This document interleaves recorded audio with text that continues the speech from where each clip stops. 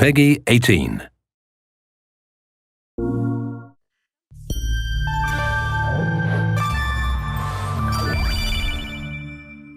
Hi, my name is Colin Graham, and I'm the animation director on Watch Dogs 2. Today we want to give you a look at our free roaming demo and give you a more detailed look at the open world and the Bay Area. This video is recorded from an alpha build of Watch Dogs 2 running on PS4. In Watch Dogs 2, we've expanded our hacking tools to give the players more options. By tapping and releasing the L1 shoulder button, we can do a contextual quick hack on this person. If we want more hacking options, we simply hold the L1 button while focusing on our target. Now we can see that there's 4 contextual hacks available on this car. Using the L1 button in 2 different ways allows the players to have fast access to the most common hacks, but it also opens up additional contextual hacks. This gives the player more hacking options than before. We've also added a NetHack view to the hacking toolkit, which allows you to toggle a digital filter to see the world like a hacker. We can easily pick out hacking opportunities and also pick out strange digital signals and data anomalies that are of interest to us. The orange signal indicates that there's a person whose digital profile has interesting properties for us to investigate. So let's take a closer look. When we're exploring the world, NetHack is a very useful tool to help us identify people or items of interest. It's a really good idea when you explore the open world to use your NetHack and look around, because you never know what you'll find. We can hack into his phone and read his text messages to get a clue about what's happening. As a hacker, it's really easy for Marcus to get someone's personal information. This guy's text messages indicate that he's experiencing strange behavior happening on his phone. He seems to think that it happens every time he comes to this exact area. Let's see what our DedSec teammates think about these strange signals. That felt like a rock star pose. Found something weird. Sweet. Get a picture. No, I mean, my MC catcher detector is going off. We really need to find a better name for that. Why? That's the technical name. My Stingray sniffer tells me somebody's leeching data off of people's phones below. Looks like the data's going to Coit Tower. See? Weird. Weird indeed. Marcus has detected that there's an illegal Stingray box deployed somewhere around Coit Tower.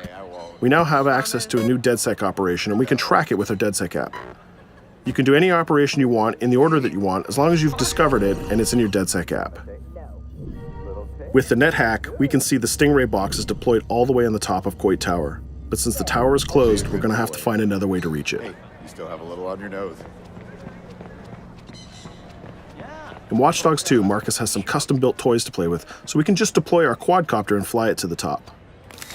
Coit Tower is an iconic landmark known for its great view. From here, you can see the whole city is accessible. You can visit landmarks like Sutro Tower, you can explore Golden Gate Park, or take a drive across the bridge to Marin. You can sail the bay on a sailboat, or you can visit Alcatraz, or maybe take a selfie with the sea lions on Pier 39. You can also travel across the Bay Bridge to Oakland, or take the freeway south to Silicon Valley. You can also take your time and explore San Francisco's diverse neighborhoods like Chinatown, Castro, or even the Tenderloin. With the drone, we can easily hack into the Stingray box and track its source. This one is operated by Greystrom, who are illegally installing these boxes all across the city. The open world is full of opportunities like this DedSec operation. All you have to do is explore the environment using NetHack and the Profiler to find them all.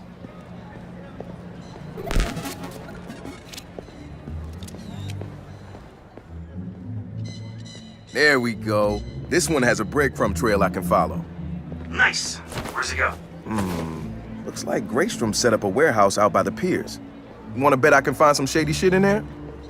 Definitely some shady shit in there. We can open our smartphone and select the DedSec app to track this operation. We use the DedSec app to manage all of our activities in Watch Dogs. We can see the objectives on our map, and it's not very far, so we can drive there pretty quickly. The Noodle Map app can be used to locate different landmarks and areas of interest. The entire Bay Area is yours to explore from the very beginning of the game, so you don't need to unlock anything. There's also a shop on Pier 39 where we can customize Marcus's outfit, and there's some other open world activities we can check out along the way too. Let's take this car and head down to the waterfront. Cars are particularly vulnerable to a hacker like Marcus, and you can acquire a skill that allows you to simply unlock any car in the game with your phone. One of the biggest feedbacks we got from the fans after the first Watch Dogs game was about the driving. We've significantly improved the driving to make it more responsive and accessible to a wider number of players. Driving was reworked extensively with a team of experts from Ubisoft Reflections. This is a particularly important improvement because San Francisco is known for its steep hills and its tight winding streets. Of course, driving and hacking go hand in hand, and you can still hack steam pipes, traffic lights, and you can also hack individual vehicles. As you can see, it's much easier to drive through the city in Watch Dogs 2. Let's pull up here at iconic Pier 39 and take a quick look around.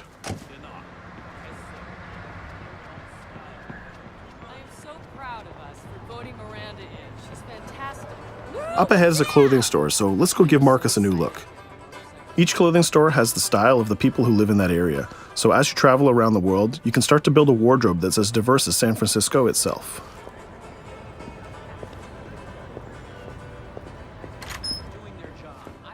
There are over 700 unique items of clothing that Marcus can purchase to wear, with over 1 billion possible combinations.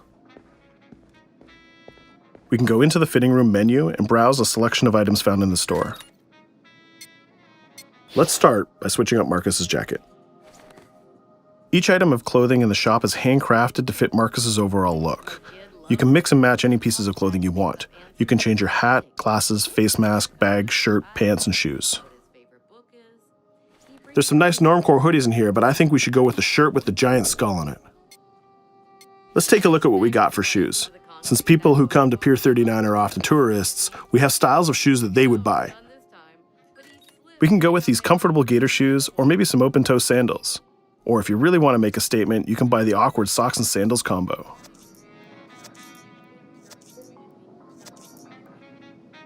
In the end though, I think we should go with Stars and Stripes Chucks.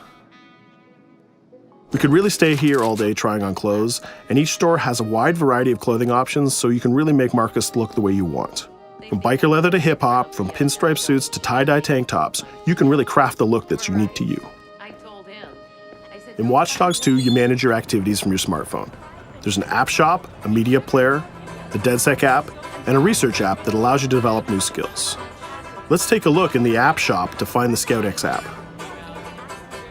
San Francisco is full of iconic landmarks, so as you explore the world, you'll find new ScoutX objectives in the app. Once we've installed it, we can find nearby landmarks and go check them out. When you visit San Francisco, there's so many great landmarks to visit. The ScoutX app will be like your tour guide in Watch Dogs 2. We're right near the crab statue on Pier 39, so let's go to that one right now.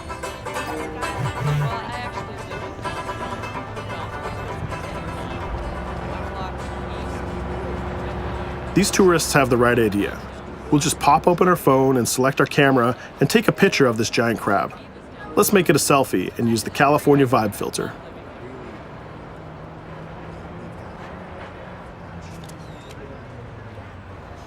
What's that? Uploading the photos to the ScoutX app will give you more followers, and you'll need those followers to progress through the game. So we had a look around and we bought some new clothes, but let's get back on track and head to that next pier, and we'll take care of that stolen data at the Greystrom site.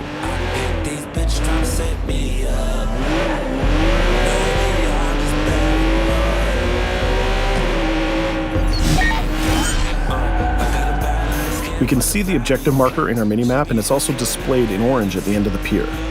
Let's park our car past the scissor lift and go scout the place on foot. Operations in Watch Dogs 2 are almost always a free approach, so you can go after the objective from any direction. Let's start by getting into cover and scouting our enemies and see if we can spot the objective. From there we can make a plan of attack. We can launch our drone and scout the area. We can use our NetHack view to see that there are guards patrolling the rooftop, and the objective is in a small office. There are also some civilian workers that might notice us, so we need to avoid them too. In the NetHack view, we can see that the door is electronically locked, but it can be bypassed by a junction box on the lower level. The connection is shown in a red line.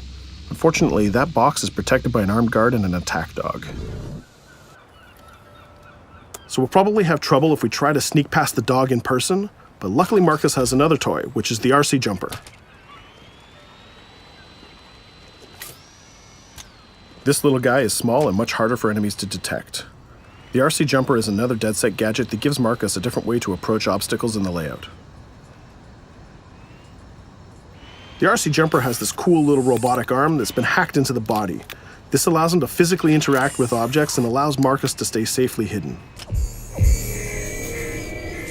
Now the junction box is unlocked and we can open the door upstairs. We can hack that scissor lift that we passed on the way in and reach the rooftop.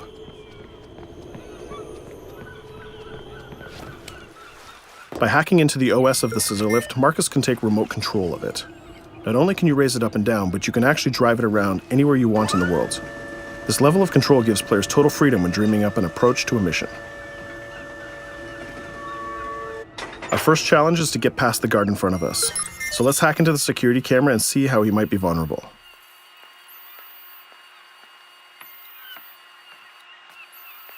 There's an industrial air conditioner unit that we can hack. We can set it to explode when the guard comes close, and we can hack it to attract the guard with a strange noise. The guard will go investigate the noise and walk straight into the trap we set. Shit. Does anyone know first aid?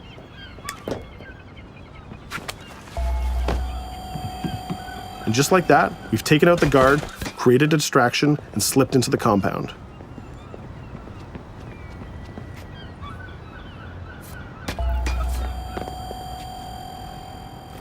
A more direct way to neutralize a guard is to use the non-lethal stun gun. Marcus has an array of non-lethal tools and techniques, and you can complete the entire game without actually killing a single enemy. Since we already unlocked this door with our RC jumper, we can just quick hack it to open it. Now we're in the room, we just need to install one of our custom DedSec boxes into this Bloom terminal, and we've completed our final objective. All that's left to do now is escape undetected.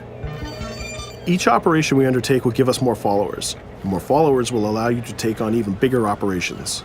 So let's get off this pier and explore a little bit more.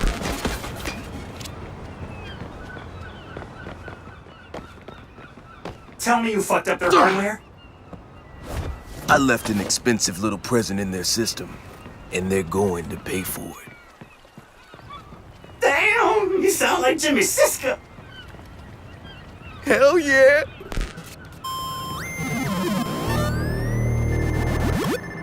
Up ahead, we'll notice there's another player hanging about. He's easy to spot because of the purple icon and the gamer tag over his head. In Watch Dogs, your game session can be seamlessly merged, and you will often encounter other players exploring the world just like you. This guy looks really friendly. We have an opportunity to join up and form a co-op party, so let's send him an invite.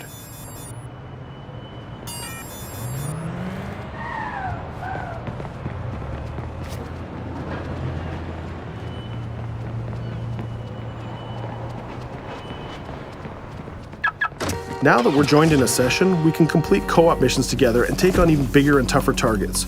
2 hackers are better than 1.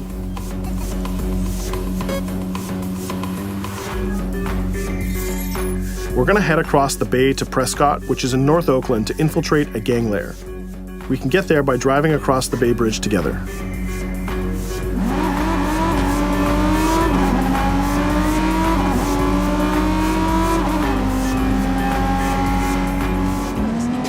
Alright, we can see that we're in a much different neighborhood than before. This is Prescott, a subdistrict of North Oakland, and the location of our next co-op operation. With our partner, we can go together and activate this mission.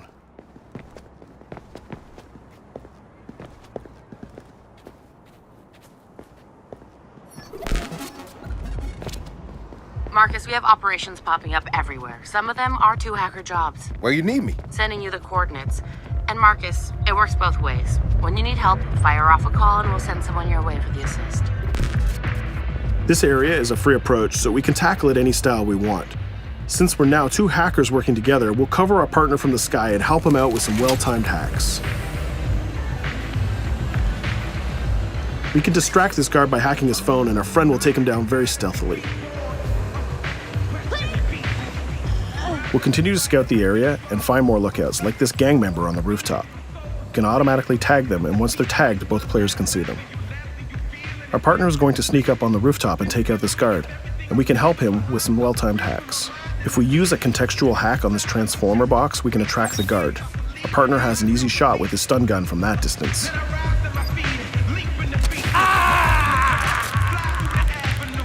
Using the NetHack view again, we can see that there's a lockbox connected by red connection lines to a room on the other side of the compound.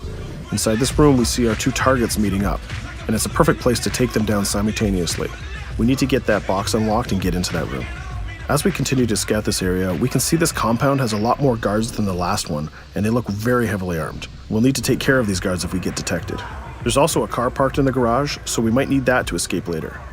Let's go back to our friend and get him to disable that junction box so we can unlock the door to our target. The drone has a lot of flexibility, and it's small and hard to detect, but the trade-off is that you can't physically interact with objects like this junction box. But it's not a problem for our man on the ground to do that for us. The signal lines have changed from red to blue, so now we know that we can open the doors and get to our targets. Scouting phase is done, so let's get up on that rooftop with our partner and get close enough to neutralize these enemies. We can hack these junction boxes and set a proximity trigger on them. They'll explode if an enemy passes through them, but they won't be triggered if we pass through them ourselves. We can also deploy electroshock mines from our inventory, and they're fully hackable too. It's a good idea to leave traps for your enemies in case they try to flank you. Our partner is camped out by the door ready to rush into the room, but we're going to create a distraction first. We'll get into position behind these crates, and this time we'll launch our RC jumper. Once our partner opens the door, we'll zip in and create a distraction.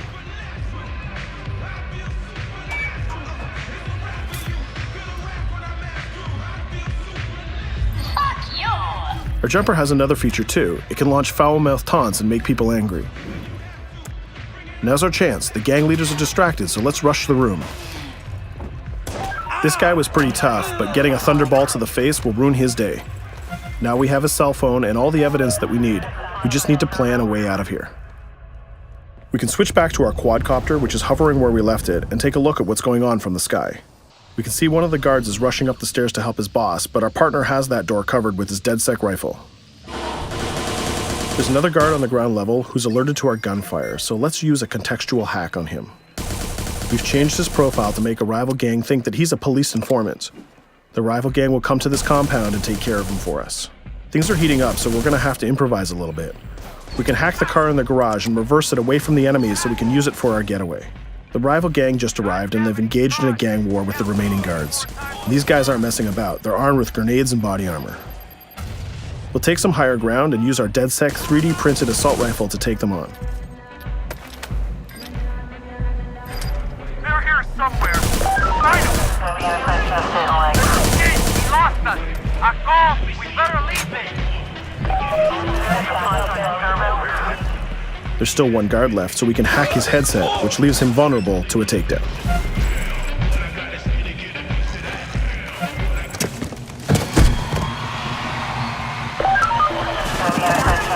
Let's take our stolen ride and get out of here before cops show up. And just like that, we're home free. We took down both gang leaders, we got the evidence we needed, and we triggered a gang war, and we escaped without getting killed. That's teamwork. 2 hackers and 1 successful DedSec operation. Let's take a minute to talk about a brand new multiplayer PvP event called Online Bounty. When the player commits a crime, the police will respond and pursue the player until he can escape from the police. We call that the felony system. While you're in the felony, a bounty event can occur. A bounty event allows up to 3 other online players to join the pursuit and try to kill the player for as long as the felony lasts. As the target player of the bounty, your objective is to evade the felony and the pursuing players. Rewards are given for neutralizing the hunters. And the objective of the hunters is to neutralize the target player. Bounty is a seamless PvP event that's triggered by your player style and how you interact with the police. If you are the type of player who's always in conflict with police, you'll have a higher chance of having a bounty placed on you. But if you can neutralize the hunters, you'll get additional rewards. I hope you've enjoyed our walkthrough of the open world of Watch Dogs 2, and I hope to see you online November 15th.